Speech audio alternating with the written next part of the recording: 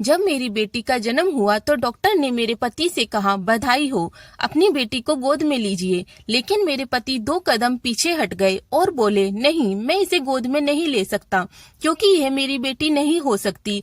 उनकी बात सुनते ही पूरे ऑपरेशन थिएटर में सन्नाटा छा गया। डॉक्टर, नर्सें और मेरे घर वाले सभी उन्हें हैरानी से देखने लगे। 9 महीनों तक मैं उनके साथ एक ही घर में रही थी। फिर उन्होंने ऐसा क्यों कहा? क्या उन्हें मुझ पर शक था या उन्हें पहले से कोई ऐसा सच पता था जिससे मैं खुद भी अनजान थी? उस पल मेरी आंखों के सामने पिछले 2 साल की हर घटना एक एक करके घूमने लगी। मैं एक साधारण परिवार की लड़की थी। मेरे पापा एक स्कूल में अध्यापक थे। उन्होंने अपनी पूरी जिंदगी की कमाई लगाकर मेरी शादी शहर के सबसे सम्मानित और संपन्न परिवार में कराई थी। मेरे पति आर्यन पढ़े लिखे, समझदार और बेहद शांत स्वभाव के इंसान थे। शादी के बाद उन्होंने मुझे कभी किसी बात की कमी महसूस नहीं होने दी। मेरी सास भी मुझे अपनी बेटी की तरह मानती थी। लेकिन इस घर में एक इंसान ऐसा था जिसकी नजरें मुझे शुरू से ही अजीब लगती थी। वह थी मेरी बड़ी जेठानी। जब भी कोई मेरी तारीफ करता, उनके चेहरे का रंग बदल जाता। पहले मुझे लगा शायद ये मेरा भ्रम हो, लेकिन धीरे धीरे मुझे महसूस होने लगा कि वह मुझे इस घर में खुश नहीं देखना चाहती थी। शादी के लगभग 1 साल बाद मुझे पता चला कि मैं मां बनने वाली हूं। पूरे घर में खुशी की लहर दौड़ गई। लेकिन उस दिन मैंने सिर्फ एक इंसान के चेहरे पर मुस्कान नहीं देखी, मेरी जेठानी के। उन्होंने मुझे गले तो लगाया, लेकिन उनकी आंखों में खुशी नहीं, कुछ और ही था। उसी रात मैंने उन्हें फोन पर किसी से कहते हुए सुना, अगर ये बच्चा इस घर में आ गया तो सब कुछ बदल जाएगा। मैं ये सुनकर घबरा गई। आखिर एक मासूम बच्चे के आने से ऐसा क्या बदलने वाला था और वह किससे बात कर रही थी? उस समय मुझे बिल्कुल भी अंदाजा नहीं था कि मेरी बेटी के जन्म वाले दिन अस्पताल में जो कुछ होने वाला था उसकी नींव उसी रात रखी जा चुकी थी। मेरी जेठानी की वह बात सुनने के बाद मेरी रातों की नींद उड़ गई थी। मैं बार बार यही सोच रही थी कि आखिर मेरे होने वाले बच्चे से ऐसा क्या खतरा हो सकता है। अगले दिन मैंने इस बारे में अपने पति आर्यन से बात करनी चाहिए, लेकिन जैसे ही मैंने जेठानी का नाम लिया उन्होंने मुस्कुराकर बात टाल दी और बोले, तुम बेवजह सोच रही हो, भाभी ऐसी नहीं है। मैं भी चुप हो गई, लेकिन मेरा मन मानने को तैयार नहीं था। धीरे धीरे मेरा 7वां महीना शुरू हो गया। मेरी सास मेरा बहुत ख्याल रखती थी, लेकिन मैंने नोटिस किया कि जेठानी हर बार मेरी दवाइयाँ खुद देने की जिद करती थी। एक दिन उन्होंने मुझे जूस दिया। जैसे ही मैं उसे पीने लगी तभी हमारी पुरानी नौकरानी घबराकर मेरे पास आई और बोली, बहू जी ये जूस मत पीजिए। मैंने अपनी आंखों से देखा है कि बड़ी बहू जी इसमें कुछ मिला रही थी। यह सुनते ही मेरे हाथ से गिलास छूटकर फर्श पर गिर गया। आवाज सुनकर पूरा परिवार वहां आ गया। जेठानी ने तुरंत नौकरानी पर झूठ बोलने का आरोप लगा दिया। घर में किसी ने नौकरानी की बात पर भरोसा नहीं किया, क्योंकि वह कई सालों से जेठानी की बातों से नाराज रहती थी। बेचारे उस नौकरानी को उसी दिन घर से निकाल दिया गया। लेकिन जाते जाते उसने मेरी तरफ देखा और सिर्फ इतना कहा, बहू जी अपने बच्चे का ध्यान रखिएगा। इस घर में हर कोई वैसा नहीं है जैसा दिखाई देता है।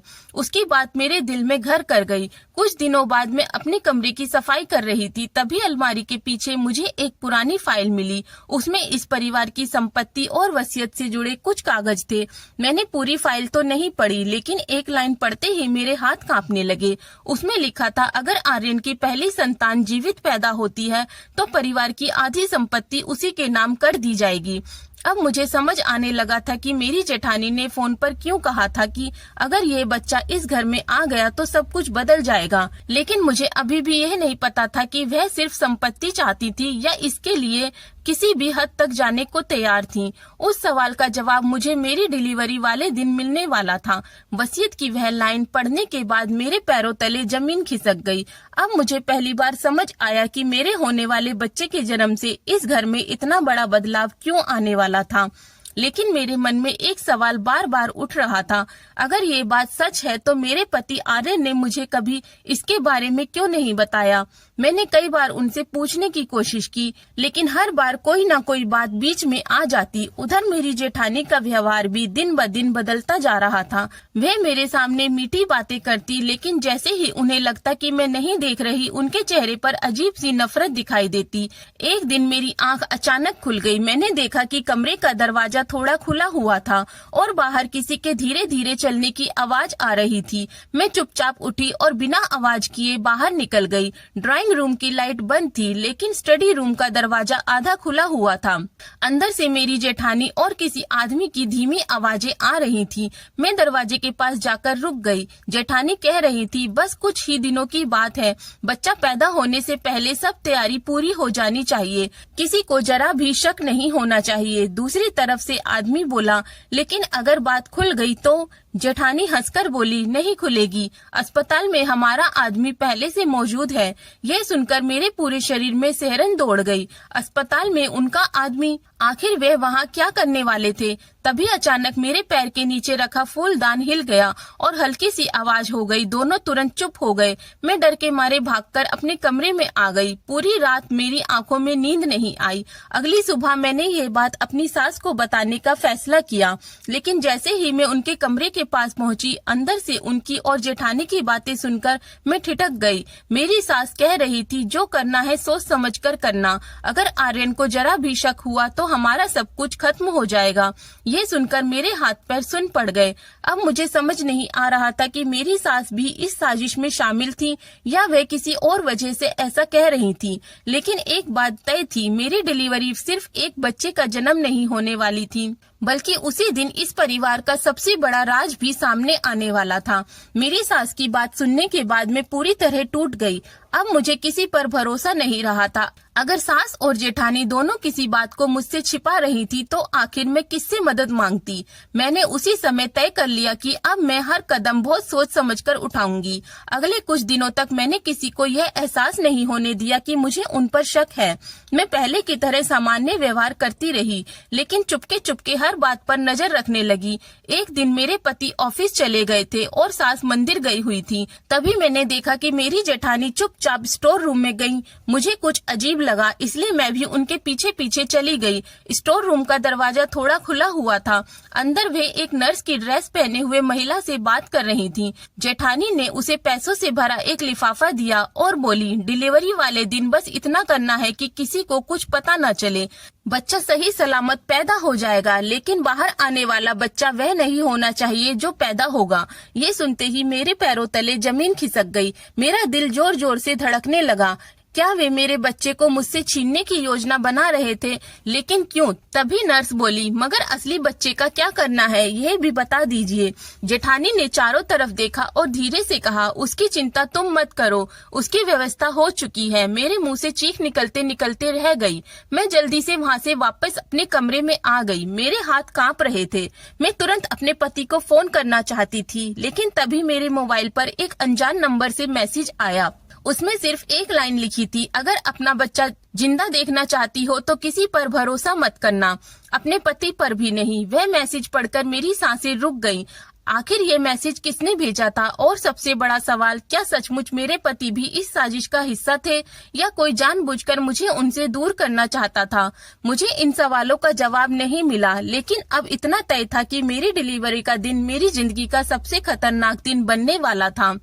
उस मैसेज ने मेरी पूरी दुनिया हिला दी थी। अब मैं किसी पर भरोसा नहीं कर पा रही थी। अगर मैं अपने पति को सब कुछ बता देती और वह भी इस साजिश में शामिल होते तो मेरे बच्चे को बचाने वाला कोई नहीं रहता। लेकिन अगर वह बेगुनाह होते तो उनसे सच छिपाना भी गलत था। मैं इसी उधेड़ बूंद में थी कि तभी आर्यन कमरे में आए। उन्होंने मेरे चेहरे की घबराहट देखकर पूछा, क्या हुआ? तुम पिछले कुछ दिनों से बहुत डरी हुई लग रही हो। मैं चाहकर भी उन्हें कुछ नहीं बता सकी। मैंने मुस्कुराने की कोशिश की और बात बदल दी। उसी रात मैंने तय किया कि अब मुझे सबूत चाहिए। सिर्फ शक के आधार पर कोई कदम नहीं उठाऊंगी। अगले दिन घर में सब लोग एक रिश्तेदार की शादी में गए। मेरी तबीयत ठीक न होने की वजह से मैं घर पर ही रुक गई। यही मौका था। मैं सीधा अपनी जेठानी के कमरे में चली गई। काफी देर तलाशने के बाद मुझे उनकी अलमारी के लॉकर की चाबी मिल गई। कांपते हाथों से मैंने लॉकर खोला। अंदर गहनों और पैसों के साथ एक अस्पताल की फाइल, कुछ नकद रुपए और एक छोटा सा पेन ड्राइव रखा था। मैंने पेन ड्राइव अपने कमरे में लाकर लैपटॉप में लगाया। उसमें अस्पताल के सीसीटीवी के पुराने वीडियो, कुछ रिकॉर्डिंग और एक ऑडियो फाइल थी। ऑडियो चलाते ही मेरी जेठानी की आवाज सुनाई दी, इस बार कोई गलती नहीं होनी चाहिए। बच्चा बदलने के बाद उसकी असली माँ को कभी सच पता नहीं चलना चाहिए। मेरी धड़कनें तेज हो गईं। तभी दूसरी आवाज आई, पिछली बार तो काम हो गया था, लेकिन इस बार खतरा ज्यादा है। पिछली बार ये शब्द सुनते ही मैं सन्न रह गई। इसका मतलब ये पहली बार नहीं था। क्या मेरी जेठानी पहले भी किसी का बच्चा बदल चुकी थी? तभी अचानक नीचे से दरवाजा खुलने की आवाज आई। पूरा परिवार उम्मीद से कई घंटे पहले ही वापस आ गया था। मैं घबरा गई। पेन ड्राइव निकालने ही वाली थी कि पीछे से किसी ने मेरे कंधे पर हाथ रख दिया। मैंने पलटकर देखा, सामने मेरी जेठानी खड़ी थी। उनके चेहरे पर मुस्कान थी, लेकिन आंखों में गुस्सा।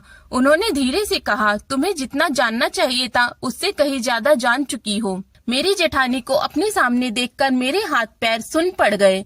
मैं समझ गई थी कि अगर मैंने जरा सी भी घबराहट दिखाई तो वह समझ जाएंगी कि मैंने सब कुछ सुन लिया है। उन्होंने मुस्कुराते हुए पूछा, तुम मेरे कमरे में क्या कर रही हो? मैंने हिम्मत जुटाकर कहा, मैं आपको ढूंढ रही थी। उन्होंने बिना कुछ कहे मेरी तरफ हाथ बढ़ाया और बोली, अच्छा तो फिर अपने हाथ में पकड़ा हुआ पेन ड्राइव मुझे दे दो। मेरा दिल जोर जोर से धड़कने लगा। अब झूठ बोलने का कोई फायदा नहीं था। मैंने पेन ड्राइव अपनी मुट्ठी में कस लिया। तभी बाहर से मेरी सास की आवाज आई, क्या हुआ? इतनी देर क्यों लग रही है? जेठानी ने तुरंत अपने चेहरे पर मुस्कान ला ली और धीरे से मेरे कान में बोली, अब कुछ मत बोलना, वरना सबसे पहले तुम्हारा ही नुकसान होगा। इतना कहकर उन्होंने मेरा हाथ पकड़ा और मुझे नीचे ले आई। पूरे परिवार के सामने वह ऐसे व्यवहार करने लगी जैसे कुछ हुआ ही ना हो, लेकिन मैं समझ चुकी थी कि अब वह मुझ पर नजर रख रही हैं। उसी रात मैंने वह पेन ड्राइव अपने कपड़ों के बीच छिपा दिया और तय किया कि सुबह होते ही पुलिस के पास जाऊंगी। लेकिन किस्मत को शायद कुछ और ही मंजूर था। सुबह उठते ही मुझे तेज दर्द शुरू हो गया। डॉक्टर को बुलाया गया। उन्होंने जांच करने के बाद कहा, बच्चे की हालत ठीक नहीं है, इन्हें तुरंत अस्पताल ले जाना होगा। ये सुनते ही मेरे होश उड़ गए। जिस अस्पताल का नाम डॉक्टर ने लिया वही अस्पताल था जहां मेरी जेठानी ने कहा था कि हमारा आदमी पहले से मौजूद है। मैं वहां जाने से डर रही थी, लेकिन मेरे पास कोई दूसरा रास्ता भी नहीं था। एम्बुलेंस में बैठते समय मैंने चुपके से वह पेन ड्राइव अपने पति आर्यन की कोट की जेब में डाल दिया, क्योंकि मुझे लगा अगर मेरे साथ कुछ हो गया तो कम से कम सच उनके हाथ तक पहुंच जाएगा। अस्पताल पहुंचते ही मुझे ऑपरेशन थिएटर में ले जाया गया। बेहोशी की दवा देने से पहले मेरी आंखें आधी खुली थीं। मैंने देखा कि वही नर्स अंदर आई जिसे मैंने अपनी जेठानी के साथ स्टोर रूम में देखा था। उसने मुझे पहचान लिया और हल्की सी मुस्कान के साथ दूसरे डॉक्टर से कहा, चिंता मत कीजिए, जैसा कहा गया है बिल्कुल वैसा ही होगा। ये सुनते ही मेरा दिल बैठ गया। मैं चीखना चाहती थी, लेकिन बेहोशी की दवा अपना असर दिखा चुकी थी। मेरी आंखें बंद हो गईं और मुझे नहीं पता था कि जब मैं होश में आऊंगी तो मेरी गोद में जो बच्चा होगा, क्या वह सचमुच मेरा ही होगा? जब मेरी आंख खुली तो मुझे ऐसा लग रहा था जैसे मेरा पूरा शरीर टूट चुका हो। नर्स ने बताया कि मैंने एक बच्ची को जन्म दिया है। मैं सबसे पहले अपनी बच्ची को देखना चाहती थी। मैंने कमजोर आवाज में नर्स से पूछा, मेरी बेटी कैसी है? नर्स मुस्काई और बोली, बिल्कुल स्वस्थ है। इतना कहकर उसने एक नवजात बच्ची मेरी गोद में रख दी। मैंने उसे सीने से लगा लिया, लेकिन पता नहीं क्यों मेरे मन में अजीब सी बेचैनी थी। तभी मुझे ऑपरेशन थिएटर की वह नर्स याद आई जिसने कहा था, जैसा कहा गया है बिल्कुल वैसा ही होगा। मेरा दिल मानने को तैयार नहीं था कि सब कुछ ठीक है। थोड़ी देर बाद आर्यन कमरे में आए। उनके चेहरे पर खुशी तो थी, लेकिन साथ ही वे किसी गहरी सोच में डूबे हुए थे। मैंने तुरंत पूछा, क्या हुआ? तुम इतने परेशान क्यों हो? उन्होंने इधर उधर देखा, फिर धीरे से बोले, मेरी जेब में जो पेन ड्राइव था मैंने देख लिया। ये सुनकर मैं घबरा गई। मैंने रोते हुए उन्हें पूरी बात बता दी, स्टोर रूम, नर्स, बच्चा बदलने की साजिश, सब कुछ। मेरी बात सुनकर उन्होंने मेरी उम्मीद के पलट मुझे डांटा नहीं, बल्कि उन्होंने मेरा हाथ पकड़कर कहा, मुझे भी पिछले कुछ महीनों से भाभी पर शक था, इसलिए मैंने उस पेन ड्राइव की कॉपी बनाकर अपने एक दोस्त को भेज दी है। वह क्राइम ब्रांच में है और अभी इसी अस्पताल में पहुंचने वाला है। उनकी बात सुनकर मुझे पहली बार लगा कि मैं अकेली नहीं हूँ, लेकिन तभी कमरे का दरवाजा खुला और मेरी जेठानी अंदर आई। उन्होंने बच्ची को गोद में लिया, प्यार से उनके माथे को चूमा और मुस्कुराकर बोली, बहुत प्यारी है, बिल्कुल अपने पापा पर गई है। इतना कहकर वह चली गई। उनके जाते ही आर्यन का चेहरा एकदम बदल गया। उन्होंने तुरंत बच्ची के दाहिने पैर की तरफ देखा और गहरी सांस लेते हुए बोले, नहीं, ये वही बच्ची नहीं है। मैंने घबराकर पूछा, तुम ऐसा कैसे कह सकते हो? आर्यन की आंखें भर आई। उन्होंने कांपती आवाज में कहा, हमारे परिवार में हर बच्चे के दाहिने पैर के टखने पर जन्म से एक छोटा सा तिल होता है। डॉक्टर ने ऑपरेशन से पहले अल्ट्रासाउंड के दौरान भी यही निशान दिखाया था, लेकिन इस बच्ची के पैर पर वह तिल नहीं है। यह सुनते ही मेरी चीख निकल गई।